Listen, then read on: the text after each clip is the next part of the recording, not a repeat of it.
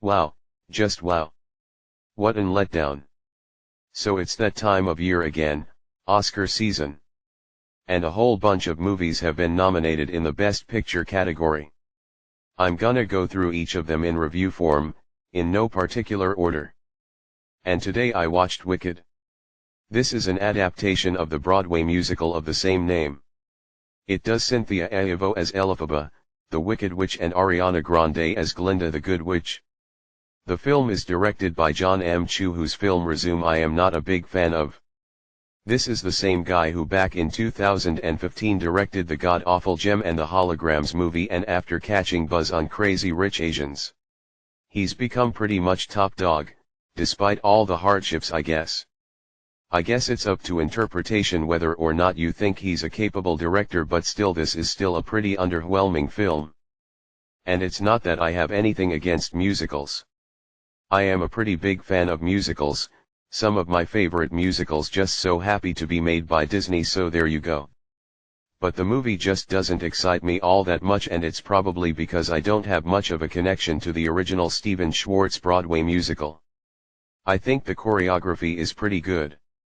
There are some quotable songs that I may check out on Spotify just to hear if they are that memorable.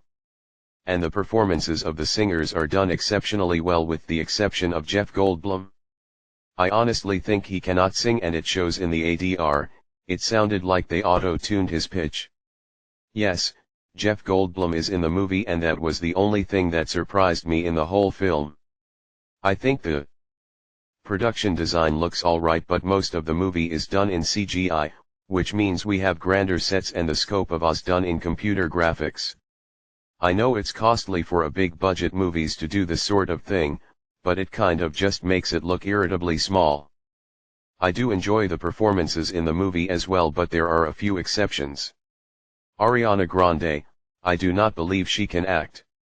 She acts really quirky and bubbly throughout the whole movie, but she comes off as awkward. Her mannerisms really just remind me of Pinkie Pie from Friendship is Magic. She's always gasping whenever something touches her or she notices something over her shoulder.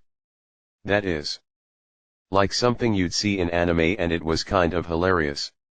Not saying it took me out of the movie, but it is kind of interesting how she is able to just act like that, given all that we know about her experiences working on Nickelodeon. Also, Bowen Yang's character annoyed me. Like he really just comes off as a sarcastic yes man every time he's on screen. Cynthia Erivo's an interesting case. Earlier, before the release of Wicked, a fan of the Broadway musical recreated the movie poster to look like the original Broadway poster. However, Erivo saw the poster and took it as a form of face erasure. For the sake of context, the original movie poster didn't blacken her eyes under the hat, but the Broadway poster showed the hat covering her eyes, which was what the fan artist intended to capture, but the actress got offended that her face wasn't being seen, and it hurt her feelings because the movie is about expressing yourself no matter what you look like.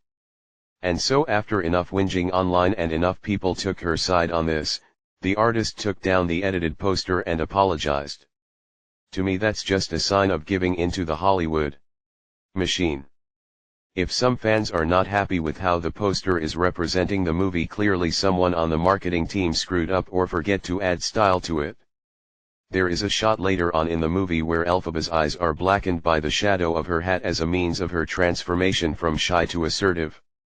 You can show that in the movie, but apparently you don't like it when a fan does it. For a recreated poster? Yeah, no. I honestly don't like it when celebrities have to act like their face matters more than the quality of a product. No offense to Erivo, but that was not cool. I do not condone the harassment of both sides, but the fan wasn't doing anything malicious, and just bullying him to remove it just makes you look petty. It also brought down a point for me. Anyway, overall the rest of the movie is whatever. There are some hilarious dialogue in this that made me laugh. Some of the other performances were quite hilarious and extravagant. I say, if you're a fan of the Wicked musical, you'll definitely enjoy this. This just wasn't for me, so take that with a grain of salt. 5 out of 10, it's closer to a 6 than a 4. But sadly, this is not terrible film, but this is such mediocre and flat follow-up, and this is coming from somebody who doesn't love the first adaptation of the Broadway musical, but this movie's weaker for sure. It should have been a Peacock film series, as it's not structured like a movie. Civil War is way better than this. So yeah. Anyways, thanks for watching, see you later, ciao.